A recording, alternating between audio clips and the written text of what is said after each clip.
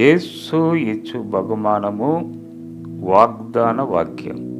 ఈ దినము ఏమిటి అంటే 2వ కొరింథీయులకు రాసిన పత్రిక 5వ అధ్యాయం 1వ వచనము. నేను మీ కొరకు చదువుచున్నాను, వినండి.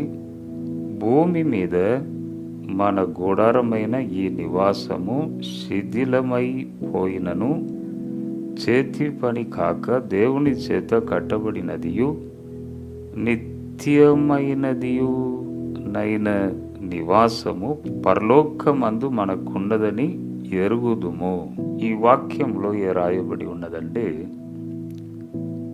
నిత్యమైన నివాసం పరలోకమందు మనకు ఉన్నది. చూడండి, ఈ లోకములో మనం బ్రతుకుచున్నాం.